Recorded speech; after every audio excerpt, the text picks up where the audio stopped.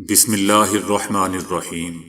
السلام علیکم دوستو، دنیا بھر کی خبروں میں آج آپ سنیں گے، لیکن اس سے پہلے اگر ہو سکے تو لائک اور سبسکرائب کا بٹن ضرور دبا لیں۔ شکریہ۔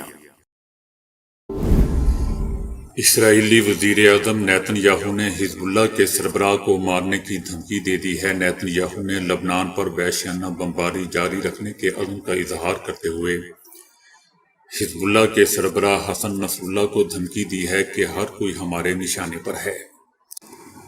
نیتن یاہو نے آرمی ہیڈ کوارٹر میں فوجیوں سے خطاب میں کہا کہ لبنانی عوام ہماری وارننگ کو سنجیدگی سے لے اور فوری طور پر اپنے گھروں سے نکل جائیں۔ اسرائیلی وزیر اعظم نے رہائشی علاقوں پر وحشیانہ بمباری کا جواز پیش کرتے ہوئے الزام عائد کیا کہ حزب اللہ ان گھروں میں میزائل اور خودکار ہتھیار رکھ رہی ہے، جس سے ہمیں نشانہ بنایا جاتا ہے۔ نیتن یاہو کا کہنا تھا کہ اسرائیلی فوج کو اپنی سرزمین اور عوام کے دفاع کے لیے حزب اللہ کو جواب دیتی ہے، لبنان کی عوام سے ہماری کوئی جنگ نہیں ہے۔ نیتن یاہو کا کہنا ہے کہ میں نے شمالی علاقوں میں سیکیورٹی کے توازن اور طاقت کے توازن کو تبدیل کرنے کا وعدہ کیا تھا اور اب ہم اسی عہد کو نبھا رہے ہیں۔ نیتن یاہو نے اپنی فوج اور عوام کو خبردار کیا کہ حزب اللہ ہماری اس کارروائی کے جواب میں جنوبی لبنان سے حملے کرے گا، ہمیں ان مشکلات کا سامنا کرنا ہوگا۔ یاد رہے دوستو کہ لبنان میں گزشتہ روز سے جاری اسرائیلی حملوں میں 35 بچوں سمیت 492 افراد شہید اور 1645 لوگ زخمی ہو چکے ہیں۔ چائنا نے لبنان پر اسرائیل کے حملوں کی مذمت کر دی ہے۔ چائنا کا کہنا ہے کہ چین لبنان کی خود مختاری اور سلامتی کے تحفظ کے لیے بھرپور حمایت کرتا ہے۔ چائنا نے کہا ہے کہ لبنان میں مواصلاتی آلات کے دھماکوں اور شہریوں پر حملوں کی مخالفت کرتے ہیں اور ہم لبنان پر اسرائیل کے حملوں کی بھی مذمت کرتے ہیں۔ عمران خان نے کہا ہے کہ بدقسمتی ہے کہ انٹر سروسز انٹیلیجنس یعنی ISI کے ڈائریکٹر جنرل DG کی تعیناتی کی خبریں ہیڈ لائنز بنتی ہیں۔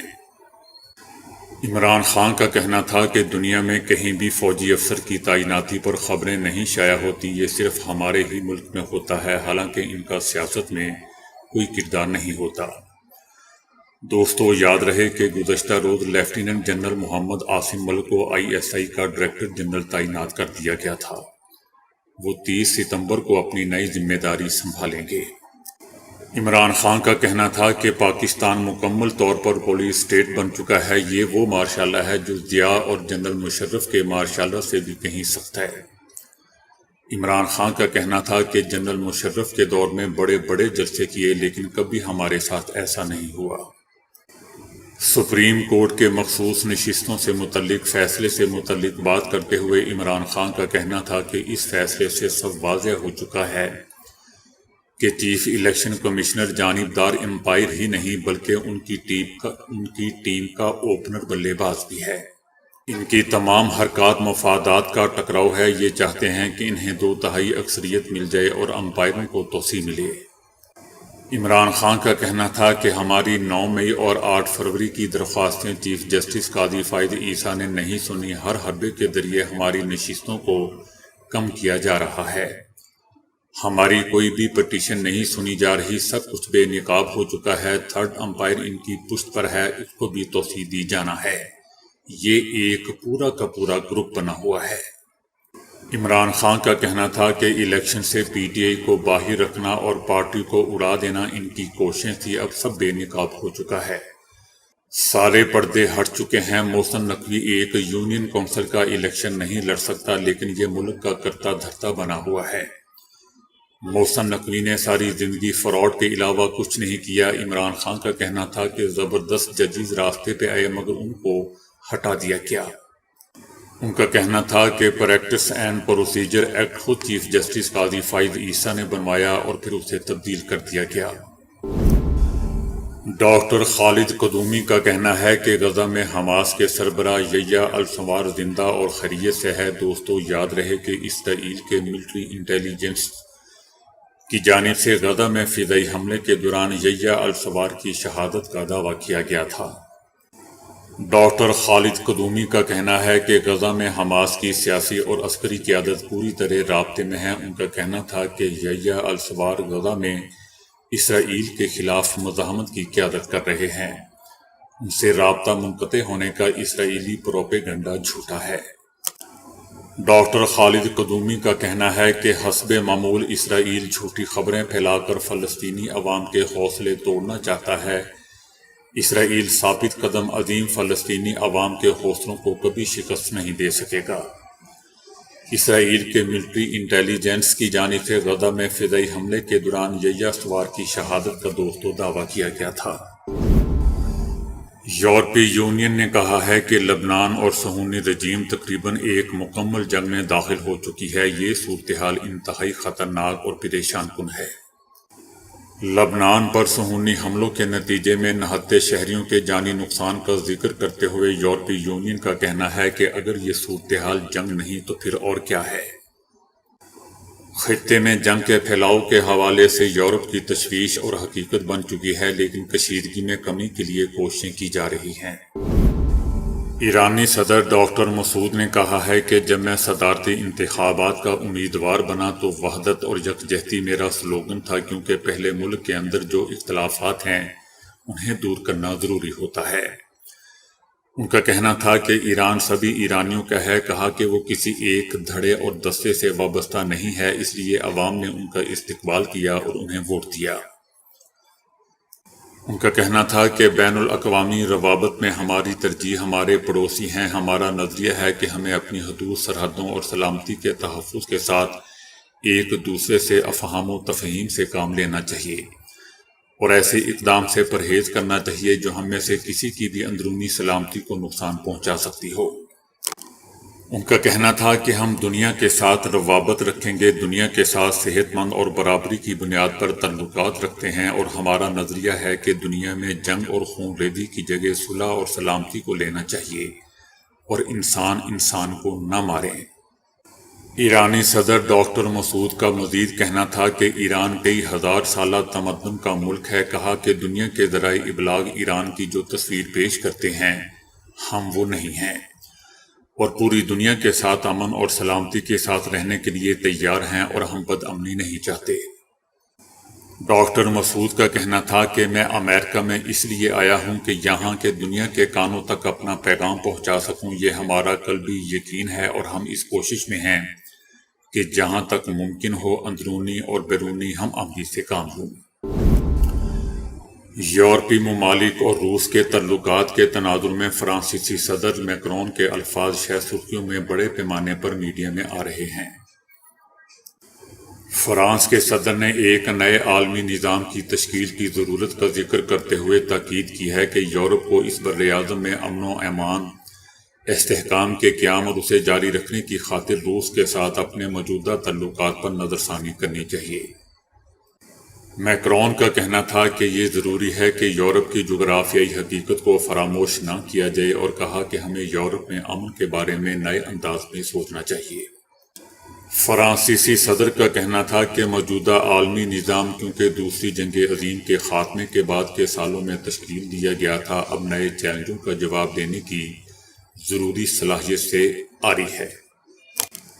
ان کا کہنا تھا کہ اب یہ ضروری ہو چکا ہے کہ نئے عالمی نظام کی تشکیل کی جائے، کیونکہ موجودہ ورلڈ آرڈر نامکمل اور غیر منصفانہ ہے۔ دوستو، میکرون کے یہ الفاظ فرانسیسی صدر کے چند ماہ قبل یوکرین میں زمینی افواج بھیجنے اور گزشتہ 3 دہائیوں میں روس کے حوالے سے یورپی یونین کی پالیسی سے بالکل مختلف ہیں۔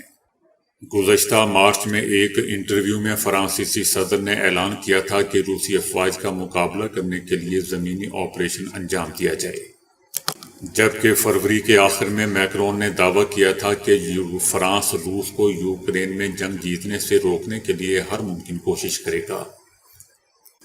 سوویت یونین کے خاتمے کے بعد دوستو، روس کی طرف مغربی بلاک کی پالیسی یہ تھی کہ اس ملک کو یعنی روس کو اس کی سرحدوں کے اندر رکھا جائے۔ امریکہ نے مشرقی یورپ اور آزاد جمہوریہ تک نیٹو کو توسیع کے ذریعے اس پالیسی پر عمل کیا۔ 2014 میں یوکرین اور 2008 میں جارجیا میں امریکہ اور یورپی یونین کی یہ پالیسی روس کو سوویت یونین کی ان دو آزاد جمہوریوں میں مداخلت کا باعث بنی۔ یورپی یونین نے روس پر قابو پانے کی پالیسی کے تسلسل سے عارضی طور پر دستبردار ہو کر بحران پر قابو پانے اور روس کے ساتھ تعلقات برقرار رکھنے کی کوشش کی، لیکن یوکرین کی نیٹو کا رکن بننے کی کوشش اور امریکہ کی حمایت کے بعد روس نے یوکرین پر حملہ کر دیا۔ روس کے اس اقدام سے یورپ میں سیاسی، سیکیورٹی اور اقتصادی مساوات میں بنیادی تبدیلیاں آئیں۔ اب یوکرین میں 2.5 سال کی جنگ اور یوکرین کے لیے یورپی یونین اور امریکہ کی مکمل حمایت کے بعد یوکرین میں جنگ جیتنے کا کوئی امکان نہیں ہے۔ حالانکہ اس جنگ نے روس کو مغربی پابندیوں اور جنگ کے اخراجات کی وجہ سے وسیع پیمانے پر نقصان پہنچایا ہے۔ البتہ جنگ کا دائرہ وسیع کرنے سے یورپ میں سلامتی کے خطرات بڑھ گئے ہیں۔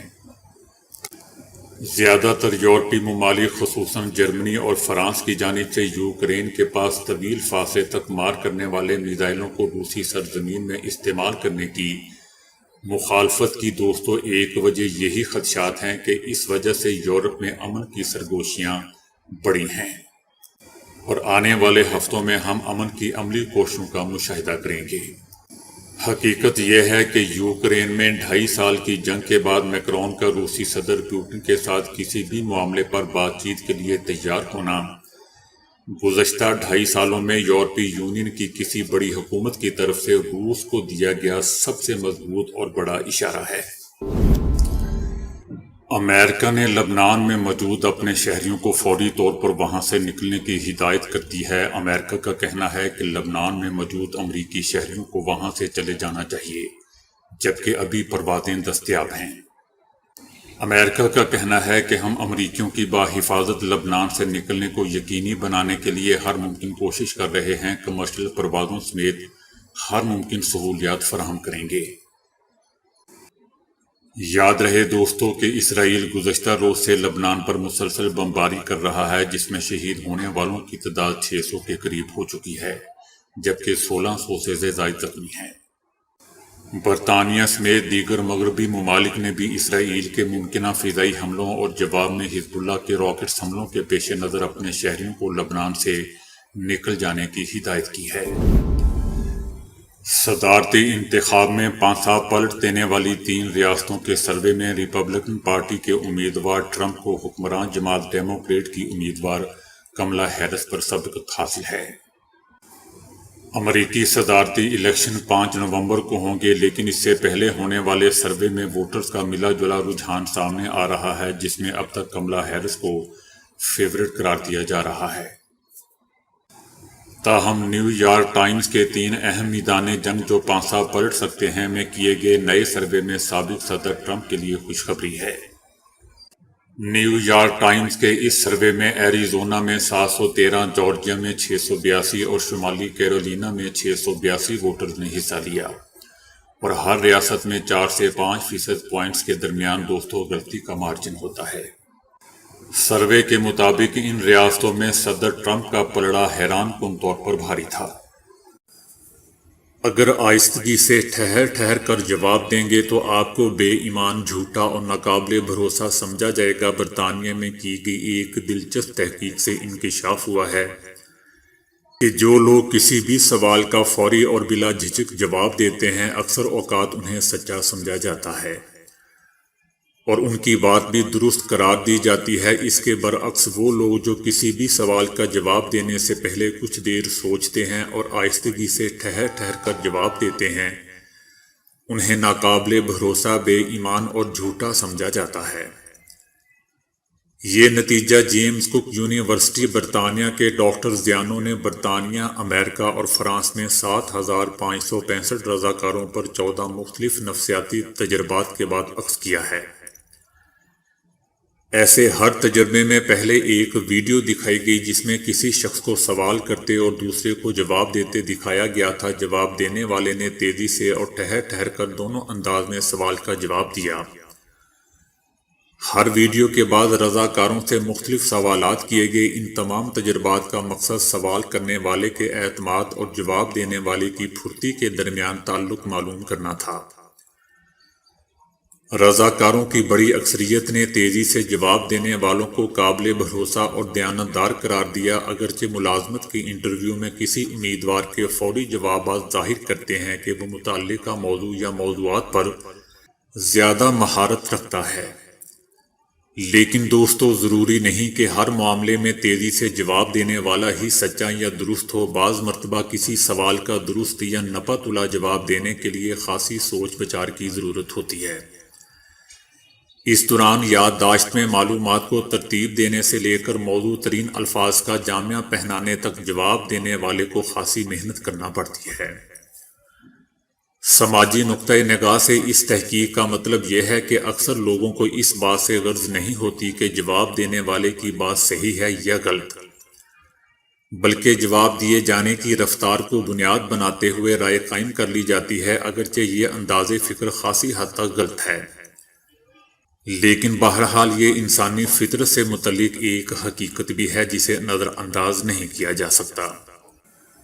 دوستو، یہ تحقیق journal of personality and social psychology کے تازہ شمارے میں شائع ہوئی ہے۔ کسان سے لے کر خریدار تک کسی بھی پھل کی تازگی کی تصدیق ایک مشکل عمل ہوتا ہے، لیکن اب جاپان میں شائبورا انسٹی ٹیوٹ آف ٹیکنالوجی نے بالخصوص آم کی تازگی معلوم کرنے کا جدید ترین سسٹم تیار کیا ہے۔ اس عمل میں پھل کو چھوئے اور نقصان پہنچائے بغیر اس کی نرمی کا جائزہ لیا جاتا ہے، جو آم میں تازگی ناپنے کا ایک اہم طریقہ ہوتا ہے۔ جبکہ آم میں سختی، کچے پن اور مزید نرمی اس کے پرانے ہونے کی علامت ہوتی ہے، لیکن پیکنگ سے گزرنے والے سینکڑوں ہزاروں آموں میں سے ہر ایک کی نرمی یا سختی ناپنا آسان نہیں ہوتا۔ اس کے لیے لیزر اور پلازما کی شاک ویوز کو استعمال کیا جا سکتا ہے، جو بہت تیزی سے ہزاروں بلکہ لاکھوں پھلوں کی تازگی کی تصدیق یا تردید کر سکتی ہے۔ اس عمل میں نظام کا کوئی حصہ پھلوں کو نہیں چھوتا۔ تو دوستو، ابھی کے لیے اتنا ہی۔ ویڈیو کو لائک اور شیئر کرنے کا بہت بہت شکریہ۔